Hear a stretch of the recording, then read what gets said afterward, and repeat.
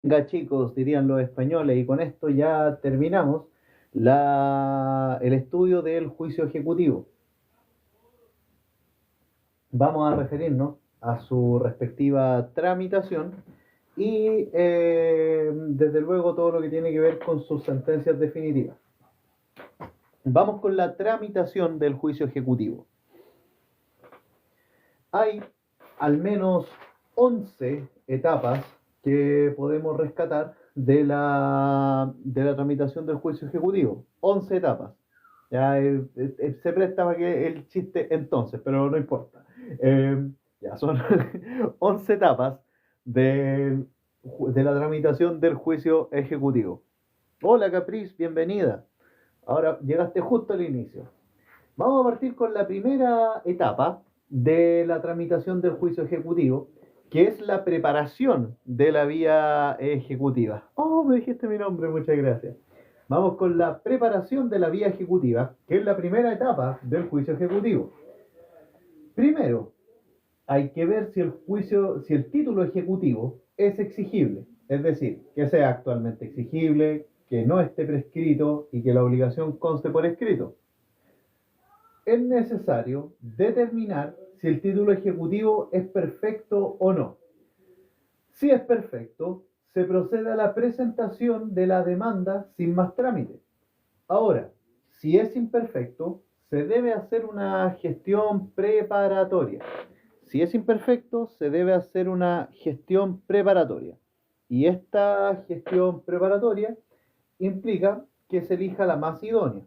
Y de ahí, hecha la gestión preparatoria y viendo el resultado respectivo, se procede a presentar la demanda. La segunda etapa de la tramitación del juicio ejecutivo consta en la presentación de la demanda ejecutiva. Aquí, en la presentación de la demanda ejecutiva, se deben cumplir los siguientes requisitos.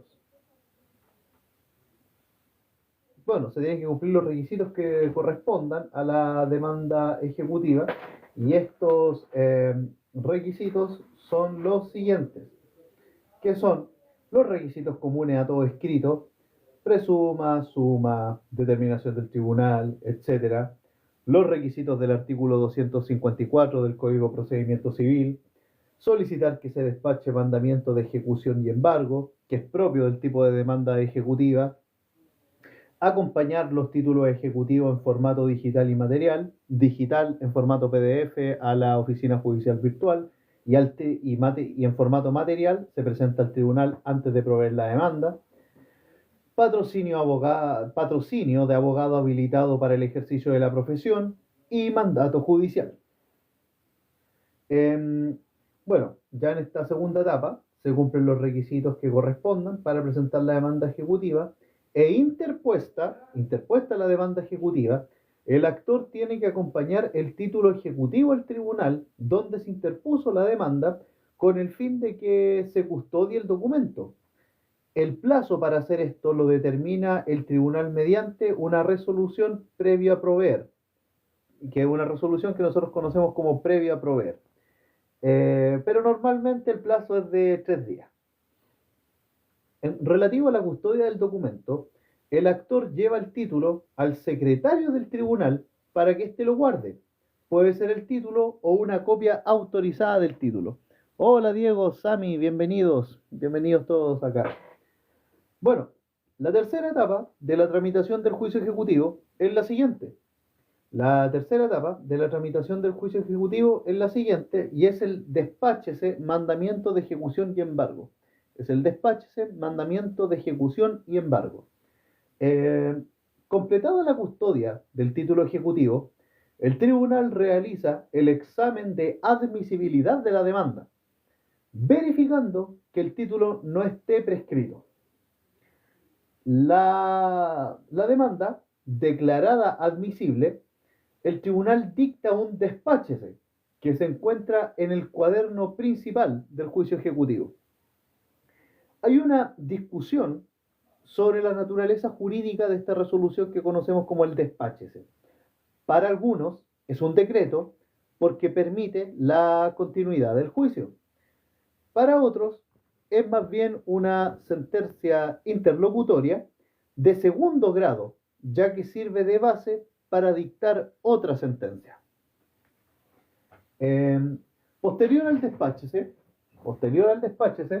el tribunal dicta la resolución de mandamiento de ejecución y embargo, que es la primera actuación del cuaderno de apremio. Este mandamiento de ejecución y embargo es una orden escrita de requerir de pago al deudor y embargarle sus bienes en cantidad suficiente para el pago de la deuda si es que no paga lo debido, obviamente. El mandamiento de ejecución y embargo es una orden escrita de requerir de pago al deudor y embargarle bienes en cantidad suficiente si es que no paga lo debido. La naturaleza jurídica del mandamiento de ejecución y embargo es que es una sentencia interlocutoria de segundo grado. La naturaleza jurídica del mandamiento de ejecución y embargo es que sea una sentencia interlocutoria de segundo grado. Ojo con eso. Ahora, relativo también, continuando con el mandamiento de ejecución y embargo, este tiene una particularidad legal. ¿Cuál es la particularidad legal del mandamiento de ejecución y embargo? Que actúa como sentencia definitiva en caso que el demandado ejecutado no oponga excepciones dentro de plazo. La particularidad legal del mandamiento de ejecución y embargo es que actúa como sentencia definitiva, pese a que su naturaleza ser una sentencia interlocutoria de segundo grado, actúa como sentencia definitiva en el caso que el demandado no oponga las excepciones que están señaladas en el artículo 464 del Código de Procedimiento Civil, que las vamos a ver ahora más adelante. Ahora, en cuanto al contenido del mandamiento de ejecución y embargo, tenemos que precisar el contenido de carácter obligatorio como el contenido de carácter accesorio. El contenido de carácter obligatorio del mandamiento de ejecución y embargo es, primero, la orden de requerir de pago. Segundo, la orden de embargar bienes en cantidad suficiente. Y tercero, la firma del juez. Y cuarto requisito contenido obligatorio es la firma del secretario del tribunal. Bueno, respecto al contenido obligatorio, la orden de requerir de pago se hace de forma personal. Y si no es sabido el requerido de pago, se notifica conforme al artículo 44 del Código de Procedimiento Civil. Respecto a la orden de embargar bienes en cantidad suficiente, se cobra la deuda, los intereses y las costas judiciales. Sobre la firma del juez, el juez firma mediante firma electrónica avanzada. Es un requisito de toda resolución judicial, la firma electrónica avanzada. Y el último contenido obligatorio del mandamiento de ejecución y embargo es la firma del secretario del tribunal, no solo del juez que la dicta, sino la firma del secretario del tribunal, que también se efectúa mediante firma electrónica avanzada. Ahora, el contenido accesorio que puede estar presente en el mandamiento de ejecución y embargo es la designación del depositario provisional de los bienes embargados. Designación del depositario provisional. Es necesario que el actor lo señale en la demanda, eso sí, es crucial. La designación de los bienes, el actor debe señalar los bienes que se pretenden embargar y la orden de proceder con auxilio de fuerza pública. Esto debe ser solicitado por el ejecutante, el demandante ejecutivo, siempre que su temor sea fundado. Pero estas tres, la designación del depositario previsional, la designación de los bienes a embargar y la orden de proceder con auxilio de la fuerza pública, es de carácter accesor, es de contenido de carácter accesorio al mandamiento de ejecución y embargo, siendo las de carácter obligatorio la orden de requerir de pago, la orden de embargar bienes en cantidad suficiente, la firma del juez y la firma del secretario del tribunal, ambas con firma electrónica avanzada. Pasamos ahora a la cuarta etapa del juicio ejecutivo. La cuarta etapa del juicio ejecutivo es la notificación y requerimiento de pago. La cuarta etapa del juicio ejecutivo es la notificación y el requerimiento de pago. Después de dictadas ambas resoluciones judiciales, el despáchese y el mandamiento de ejecución y embargo, se debe notificar al deudor por parte de un ministro de fe, que por lo general es un receptor judicial, este requerimiento de pago. La notificación comprende los siguientes documentos, que son copia íntegra de la demanda, ya que la original se sube a la oficina judicial virtual. Copia íntegra también de la resolución que provee la demanda ejecutiva, ya que la original también esta se ve en la oficina judicial virtual. Y aparte de la copia íntegra de la demanda ejecutiva y copia íntegra de la resolución que provee la demanda ejecutiva, se debe incluir copia íntegra del mandamiento de ejecución y embargo. Ya que todos estos documentos originales, el mandamiento de ejecución y embargo, la resolución que provee la demanda ejecutiva y la demanda ejecutiva, todo se sube a la oficina judicial virtual. En la primera notificación, que es de carácter personal, que se le practica al demandado, en la primera notificación que se le practica al demandado, usualmente se practica con el requerimiento de pago. Esto es usual. El requerimiento de pago se puede definir como una diligencia propia del juicio ejecutivo, que consiste en que el ministro de fe le plantea al demandado una deuda que tiene, proponiéndole que pague esta de manera completa. Esta se lleva a cabo donde el deudor vive, pero la notificación se puede efectuar en muchos lugares. Ya vamos a precisar en esto. Pero quédense con que el requerimiento de pago es una diligencia propia del juicio ejecutivo que consiste en que el ministro de fe le plantea al demandado una deuda que tiene, proponiéndole que pague esta de manera completa.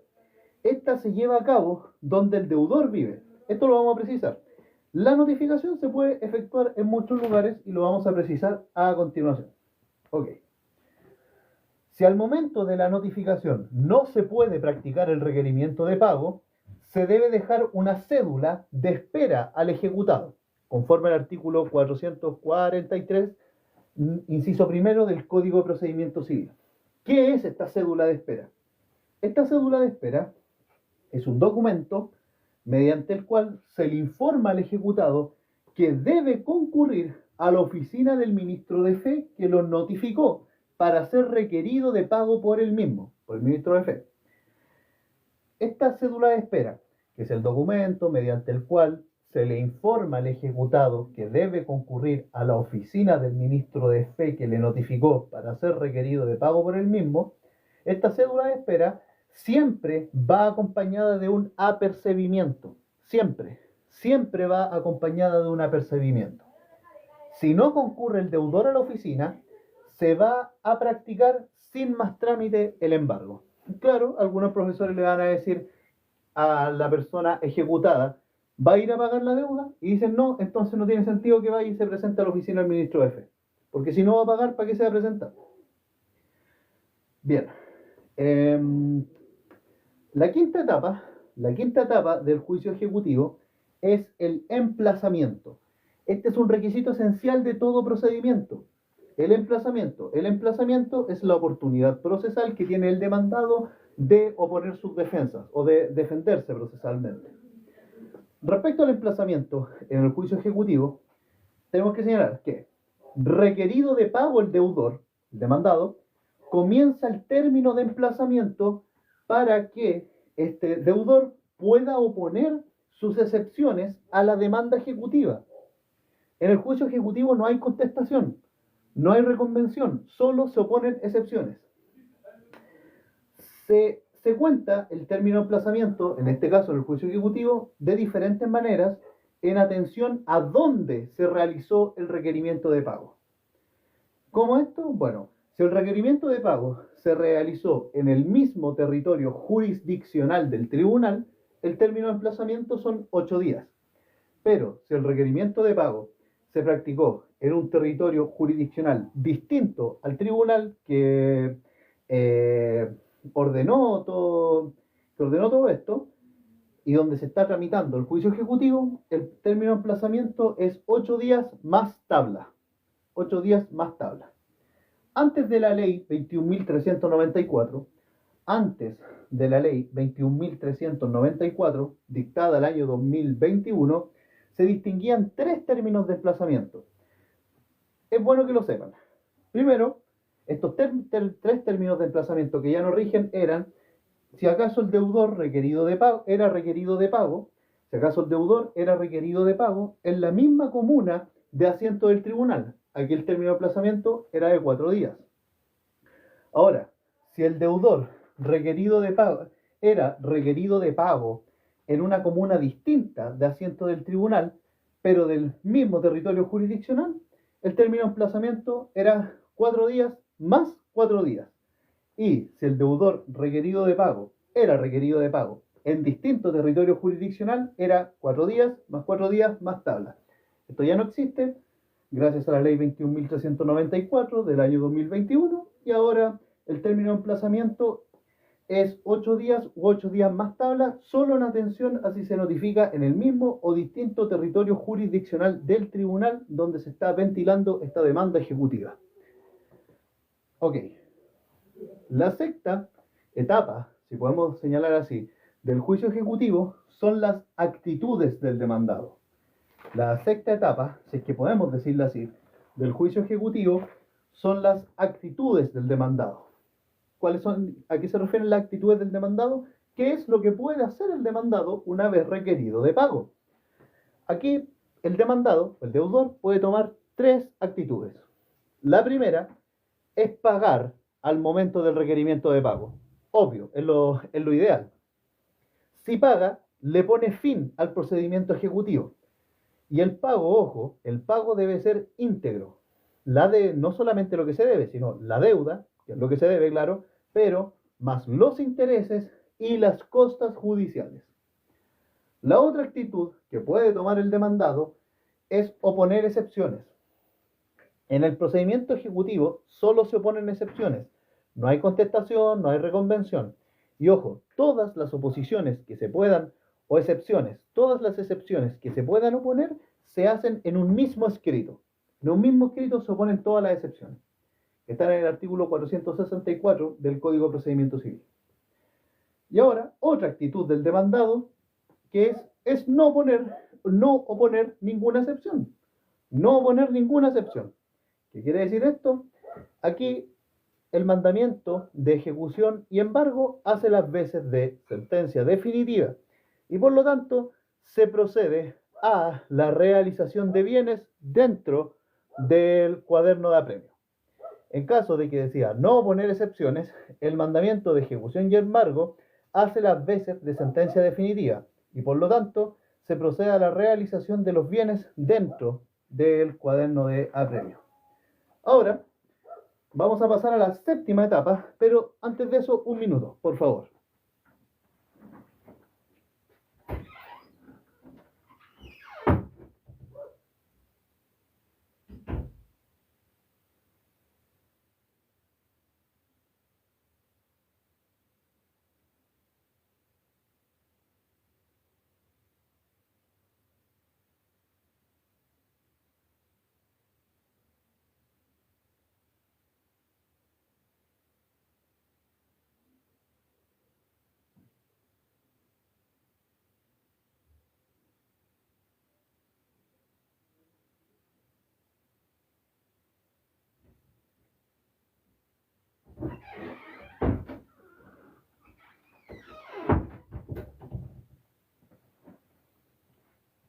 Ok, bien.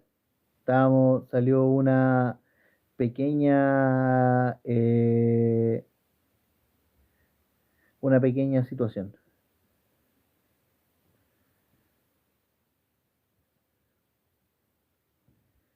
Ok, continuemos. Bien, quedamos en la séptima etapa del juicio ejecutivo. La séptima etapa del juicio ejecutivo tiene que ver con las excepciones. En caso, claro está, de que el demandado, el deudor, decida oponerlas. En caso de que decida oponerlas, bueno, tener presente lo siguiente. En el procedimiento ejecutivo se oponen excepciones. No hay contestación, no hay reconvención. El fin de oponer las excepciones es paralizar los efectos del mandamiento de ejecución y embargo. El artículo 464 es taxativo. ¿Qué quiere decir que sea taxativo? Que solo se pueden oponer estas excepciones, las que se señalan en este artículo. ¿Y cuáles son las excepciones que se señalan en el artículo 464? Las siguientes que vamos a partir señalar a continuación. Primero, la incompetencia del tribunal. La incompetencia del tribunal, que puede ser incompetencia absoluta o incompetencia relativa. Otra excepción es la falta de capacidad del demandante, falta de personería o falta de representación legal. Esta falta de capacidad del demandante, personería o representación legal recae sobre tres situaciones del demandante. Primero, el actor carece de capacidad para comparecer por sí mismo. Por ejemplo, es un menor de 18 años que no señala un representante legal. En cuanto a la falta de personería, se refiere a la falta o insuficiencia de la representación convencional del actor. La falta de personería hace relación con la falta o insuficiencia de la representación convencional del actor. Y también se refiere esta excepción a la falta de representación legal del actor. ¿Ok? Vale. Ojo con la defectuosa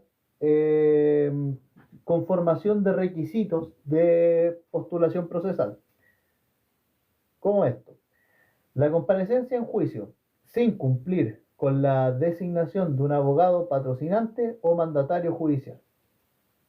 Esto, pero ojo, acá, en esta excepción de falta de capacidad del demandante, personería o representación legal, no se considera la falta de legitimación activa. Aquí no se considera acá en este espacio. Otra excepción es la litispendencia o el litigio pendiente.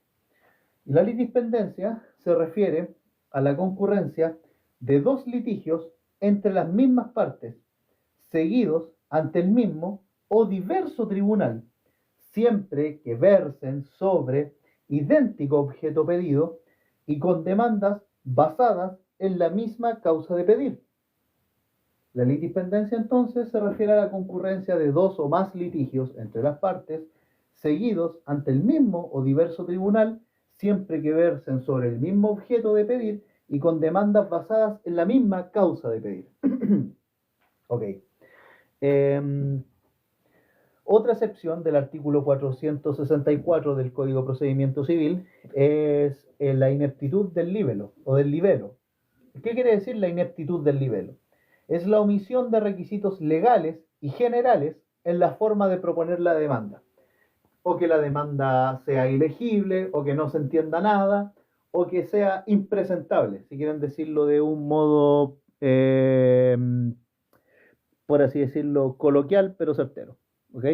Muchas gracias Isabela, muchas gracias Michelle por estar acá, muchas gracias por el apoyo. Una quinta excepción que está señalada en el artículo 464 del Código de Procedimiento Civil es el beneficio de excusión. Nosotros lo vamos a ver ahora esta semana a propósito del estudio de los contratos, sobre todo en su parte especial. El beneficio de excusión, que también es una excepción que ustedes pueden oponer en el procedimiento ejecutivo, ¿de qué trata? El beneficio de excusión es el derecho que goza el fiador demandado, en que señala que antes de proceder en su contra, se persiga la deuda en los bienes del deudor principal. Más claro, echarle agua. Otra excepción es la falsedad del título ejecutivo. ¿Qué quiere decir la falsedad del título ejecutivo? Que el título ejecutivo no sea verdadero. Listo. Otra excepción del artículo 464 es la falta de requisitos para que el título tenga mérito ejecutivo. Falta de requisitos para que el título tenga mérito ejecutivo.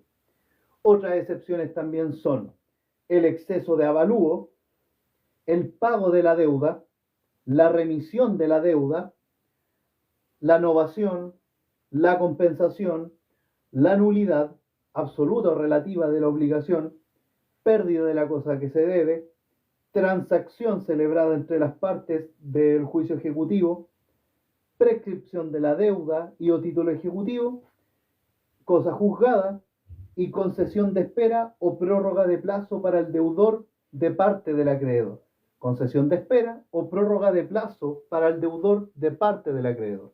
Ojo, si ustedes quieren zafar en esta pregunta de las excepciones del artículo 464, relaciónenlos con los modos de extinguir obligaciones. ¿Por qué? Porque el artículo 464 señala tanto el pago de la deuda, que el pago, la solución o pago efectivo es la prestación de lo que se debe,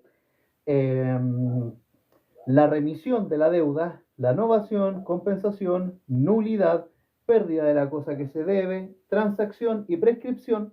Ustedes acuérdense de estas 8 excepciones que al mismo tiempo son 8 modos de extinguir las obligaciones. Ahí ustedes vinculan materia y pueden zafar tranquilamente de esta pregunta si no se acuerdan de la independencia, de la ineptitud del líbero, del beneficio de exclusión, la falta de capacidad, la incompetencia del tribunal, etc. Listo. Dicho eso, pasamos ahora a la octava etapa del juicio ejecutivo. La octava etapa del juicio ejecutivo es relativa al examen de admisibilidad de las excepciones que acabamos de mencionar. El examen de admisibilidad de las excepciones que acabamos de revisar. Bueno, respondidas por el actor y las excepciones opuestas, el ejecutado, respondidas por el actor las excepciones opuestas por el ejecutado, el tribunal efectúa el examen de admisibilidad de estas excepciones, en la cual se verifica lo siguiente: si las excepciones opuestas son señaladas por la ley, están señaladas por la ley, y si las excepciones se han opuesto dentro de plazo. Porque si se oponen fuera de plazo, no, ya por extemporánea la rechaza el tribunal. Las excepciones entonces tienen que ser aquellas que señala taxativamente el artículo 464 del Código de Procedimiento Civil y aparte tienen que interponerse dentro de plazo. Si el tribunal declara que las excepciones son admisibles, decide si recibir o no la causa prueba. Si el tribunal declara admisibles las excepciones, decide si recibir o no la causa prueba. Y ahora, si las declara inadmisibles, si no admite las excepciones opuestas por el deudor o el ejecutado, procede a dictar la sentencia definitiva. Ahora, suponiendo que el tribunal declara admisibles las excepciones, pasamos a una siguiente etapa, que es la fase probatoria. La novena etapa del juicio ejecutivo, en este caso, es la fase probatoria. ¿De qué se trata la fase probatoria? Bueno, si el tribunal decide recibir la causa prueba porque declaró admisibles las excepciones, comienza la fase probatoria, cuyos términos son los siguientes. El término ordinario es de 10 días para recibir la causa prueba, desde la resolución que ordena recibir la causa prueba, pero también puede tener un término extraordinario, donde en que agrega 10 días más, que se agregan al término ordinario. Serían 10 días más 10 días, para que opere, el plazo lo debe pedir el acreedor o de común acuerdo con el deudor. Para que proceda este término extraordinario dentro de la fase probatoria del juicio ejecutivo, para que se agreguen 10 días más al término ordinario, es necesario que lo pida el acreedor o lo pida de común acuerdo con el deudor, tanto el acreedor como el deudor. Las pruebas, bueno, aquí se rinden de igual manera que en el juicio ordinario de mayor cuantía. Por eso decimos que el juicio ordinario de mayor cuantía es un procedimiento general de carácter supletorio, que en este caso se remite el juicio ejecutivo. es un procedimiento especial, ojo con eso.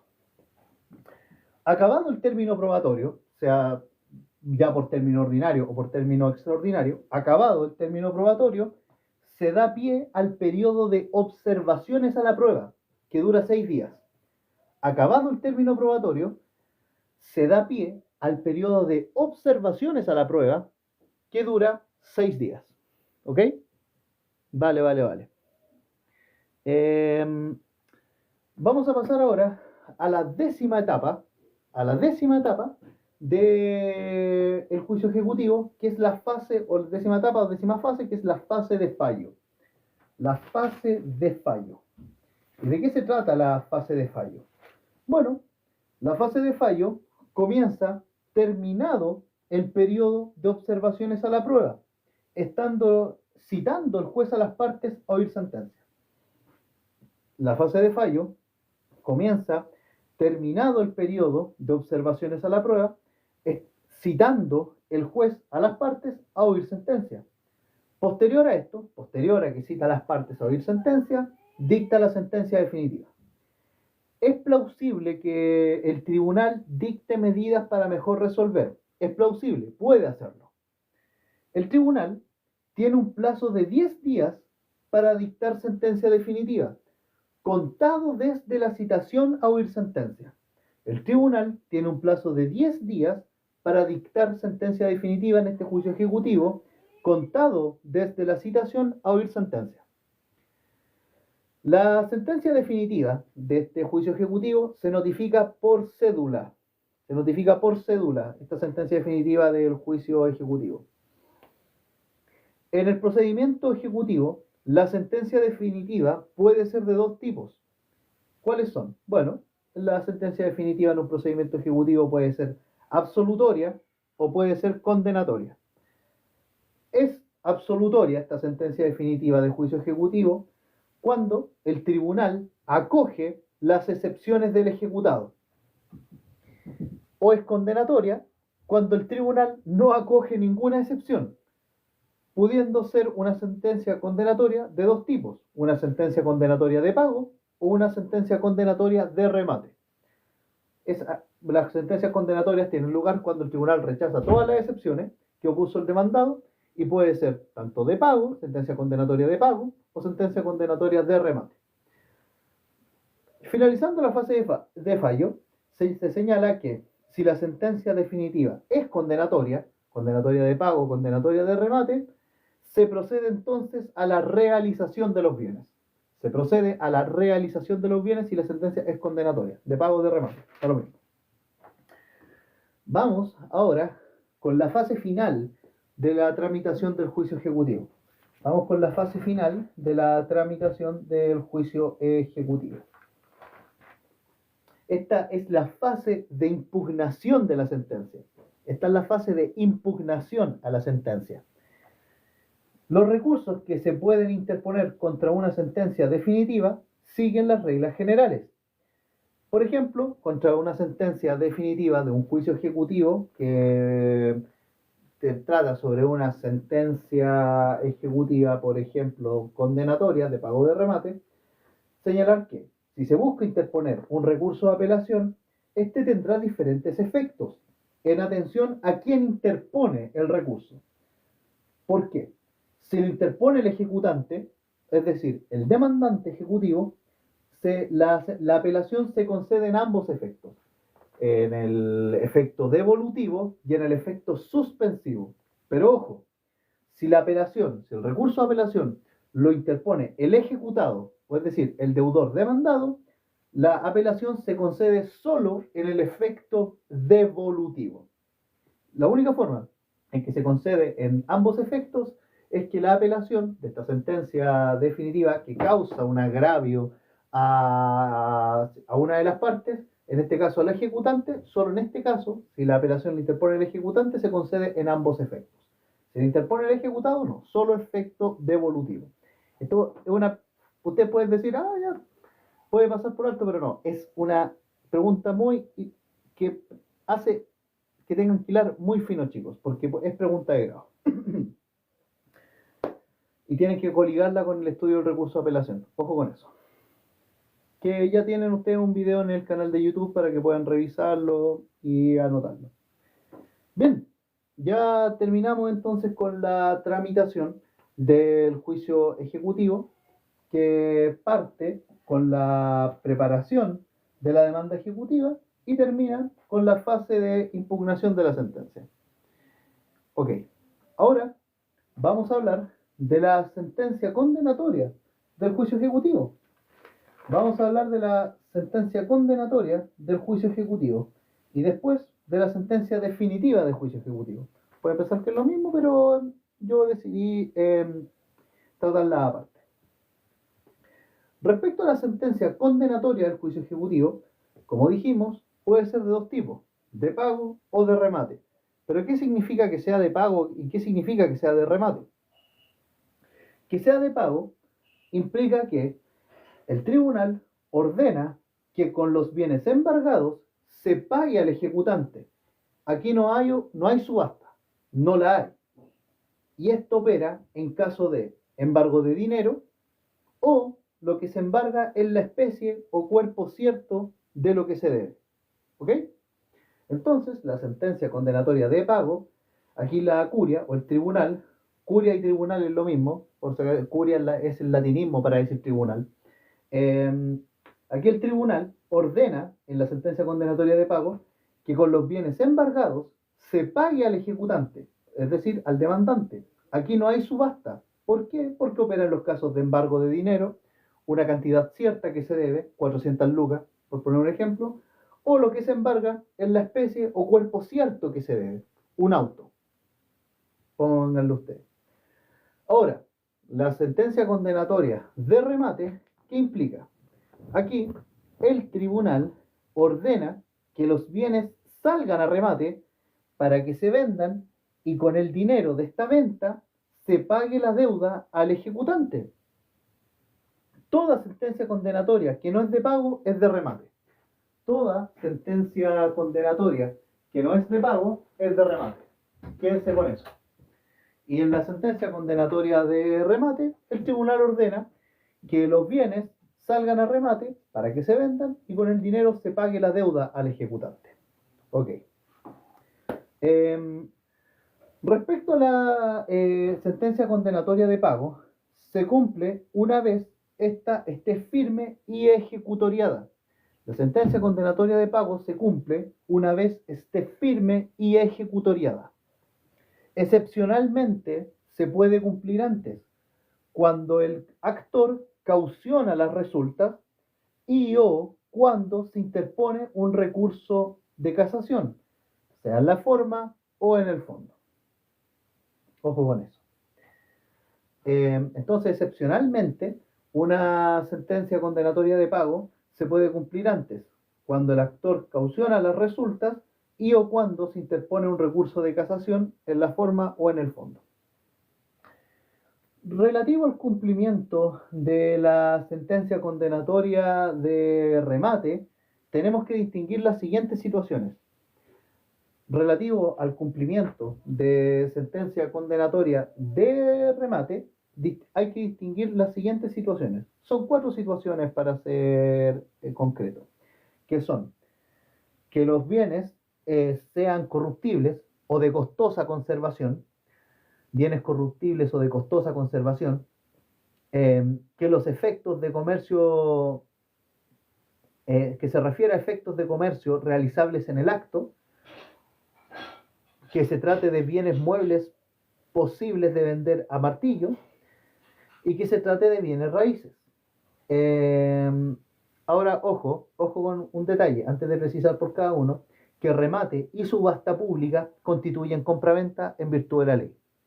Remate y subasta pública constituyen compraventa en virtud de la ley. Bien, vamos con estas situaciones que es necesario distinguir a propósito del cumplimiento de una sentencia condenatoria de remate. Primero, en caso de bienes corruptibles o de costosa conservación. Por su naturaleza, el depositario los vende en cualquier etapa del juicio y después consigna el dinero de la venta a la orden del tribunal. En caso de bienes corruptibles o de costosa conservación, Por su naturaleza, el depositario los vende en cualquier etapa del juicio y después consigna el dinero de la venta a la orden del tribunal. Este es el pago por consignación. Pueden relacionarlo con el pago de consignación a propósito de los modos de extinguir las obligaciones. Ahora, con respecto a efectos de comercio realizables en el acto, señalar que esto lo realiza un corredor sin previa tasación, una vez notificada la sentencia de remate, consignando el dinero a la orden del tribunal. Respecto a los efectos de comercio realizables en el acto, estos los realiza un corredor sin previa tasación, una vez notificada la sentencia de remate, consignando el dinero a la orden del tribunal. Respecto de los bienes muebles posibles de vender al martillo, relativo a los bienes muebles posibles de vender al martillo, estos se venden sin tasación previa por un martillero. Los bienes muebles posibles de vender al martillo se venden sin tasación previa por un martillero, una vez notificada la sentencia de remate. Ojo con esto. Después, el martillero debe consignar a la orden del tribunal lo que obtenga del remate. Entonces, relativo a los bienes muebles posibles de vender al martillo, se venden sin tasación previa por un martillero, una vez notificada la sentencia de remate, y después el martillero debe consignar a la orden del tribunal lo que obtenga de dicho remate. Ahora, tratándose de bienes raíces, esta es otra situación que se distingue. Tratándose de bienes raíces, estos deben ser tasados y se deben vender en remate público. Los bienes raíces deben ser tasados y venderse en remate público. A diferencia de los casos anteriores, los bienes raíces sí se tienen que tasar. Esto, aquí, respecto a los bienes raíces, se realiza el remate ante el tribunal que conoce el asunto o el tribunal del lugar en donde esté ubicado el inmueble. Ojo con eso. Respecto a los bienes raíces, deben ser tasados y venderse en remate público. Y este remate se realiza en el tribunal que conoce el asunto o en el tribunal del lugar en donde esté ubicado el inmueble. Los interesados en el remate se llaman postores. Y deben concurrir el día y hora que fije el tribunal. Y aparte, deben rendir caución que está determinada por la ley, desde luego.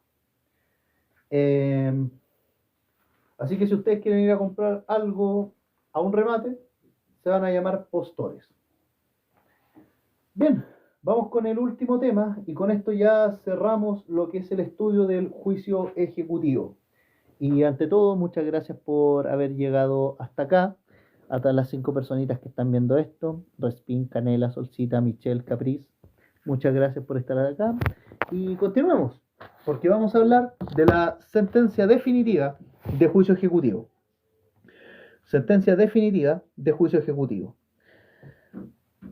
Al igual que las sentencias de los procedimientos declarativos, esta sentencia de juicio ejecutivo debe cumplir con los siguientes requisitos.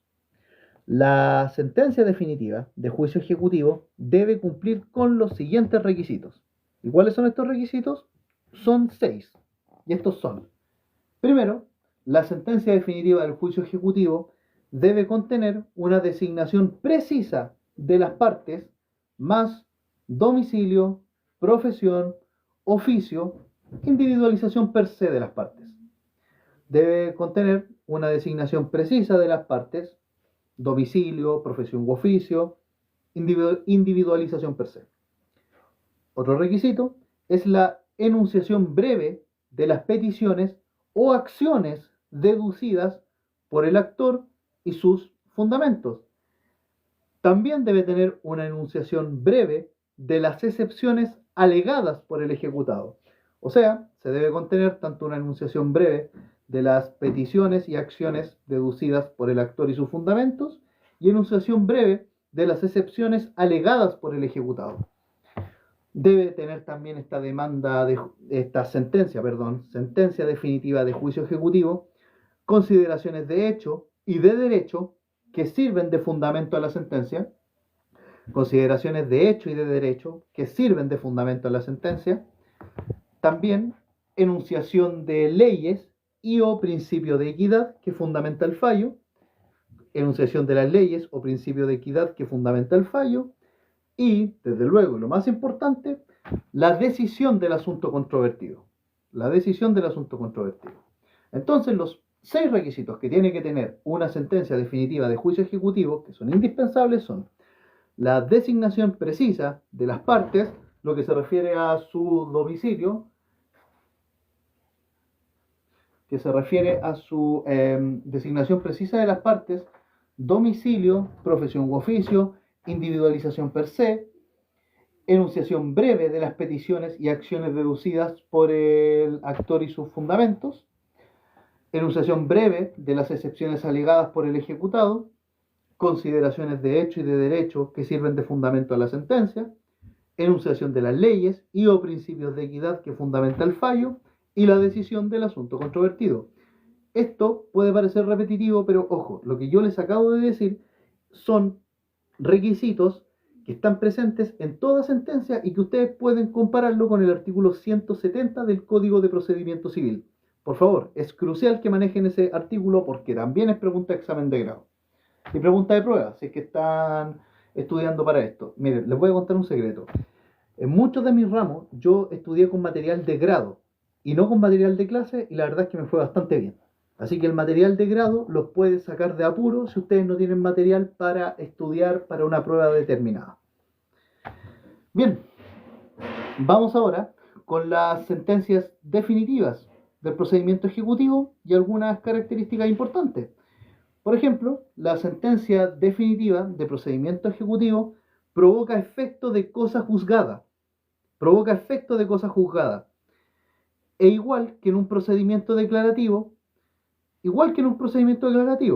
ojo con eso, la sentencia definitiva de un procedimiento ejecutivo provoca efecto de cosa juzgada, igual que en un procedimiento declarativo, salvo en dos excepciones, salvo en dos situaciones, y son en que exista o una renovación de acción ejecutiva o una reserva de acciones y reserva de excepciones.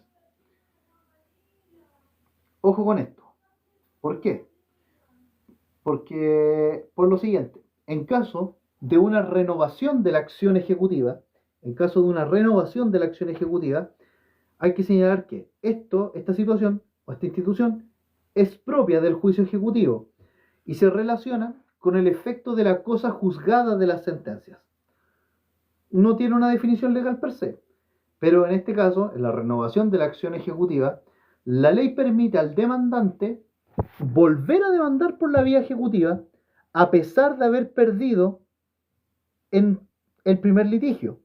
Pero ojo, solo opera en casos que el tribunal acoja alguna de estas excepciones opuestas por el deudor, que son la incompetencia del tribunal, la ineptitud del libelo, falta de capacidad y representación legal y personería, y falta de oportunidad en la ejecución. Entonces, señalar que la sentencia definitiva de procedimiento ejecutivo provoca efecto de cosa juzgada regla general, igual que en un procedimiento declarativo, salvo en dos situaciones, y son en que existe una renovación de acción ejecutiva y una reserva de acciones y reserva de excepciones. La renovación de la acción ejecutiva es propia del juicio ejecutivo y, ojo, acá la ley permite al demandante volver a demandar por la vía ejecutiva a pesar de haber perdido un primer litigio. Por lo tanto, acá no es tan estricta la norma de la cosa juzgada, por así decirlo.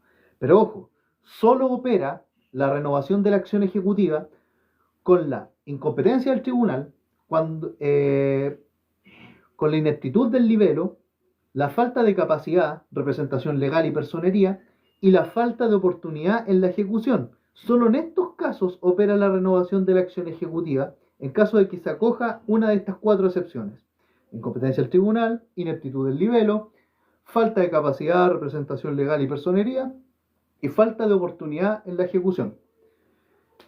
Y por último, el otro caso que hemos de considerar es la reserva de acciones y la reserva de excepciones.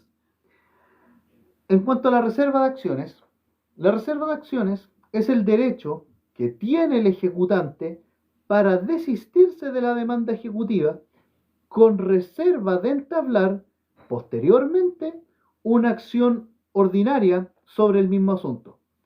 La reserva de acciones es un derecho que tiene el ejecutante para desistirse de la demanda ejecutiva con reserva de entablar posteriormente una acción ordinaria sobre el mismo asunto. Y se puede oponer en dos oportunidades, que son dentro del plazo para contestar excepciones. Se puede oponer esta reserva de acciones dentro del plazo para contestar excepciones, o bien antes que se dicte la sentencia definitiva, ejecutiva. Antes de que se dicte la sentencia ejecutiva. Y ahora, el plazo para presentar la demanda ordinaria es de 15 días desde notificada la sentencia ejecutiva. El plazo para presentar demanda ordinaria es de 15 días desde notificada la sentencia ejecutiva. Entonces, la reserva de acciones es el derecho que tiene el ejecutante para desistirse de la demanda con reserva de entablar a posteriori acción ordinaria sobre el mismo asunto. Y esta acción ordinaria sobre el mismo asunto se puede oponer en dos oportunidades, sea ya dentro del plazo para contestar excepciones o antes de que se dicte una sentencia ejecutiva. Y el plazo para presentar demanda ordinaria en estos casos es de 15 días desde notificada la sentencia ejecutiva. Vamos ahora con la reserva de excepciones. ¿Qué es esto de la reserva de excepciones? Es la facultad del ejecutado de pedir que se reserve la discusión de alguna de las excepciones opuestas para un posterior juicio ordinario por no haber tenido medios de prueba suficientes y que no se pague al acreedor sin que antes se caucione los resultados del juicio. La reserva de excepciones es la facultad del ejecutado, es decir, del demandado. La reserva de excepciones es la facultad del ejecutado o demandado, de pedir que se reserve la discusión de alguna de las excepciones opuestas para un posterior juicio ordinario, por no haber tenido medios de prueba suficientes y que no se pague al acreedor sin que antes se caucione los resultados del juicio. Ahora, ¿cuál es la oportunidad procesal para oponer esta reserva de excepciones? Son, primero, al oponer las excepciones, claro está, y antes de que se dicte la sentencia ejecutiva. La oportunidad procesal es la misma tanto en la reserva de acciones como en la reserva de excepciones, que son al oponer las excepciones, pero en el caso de la reserva de acciones para el plazo para contestar las excepciones, y antes, lo que tienen en común es que sea antes que se dicte la sentencia ejecutiva. Y con eso terminamos ya lo que es el estudio del juicio ejecutivo, chicos. Muchas gracias por haber llegado hasta acá. Estas tres personitas que han estado conectadas, sobre todo Capriz, Solcita y Ángela, claro está.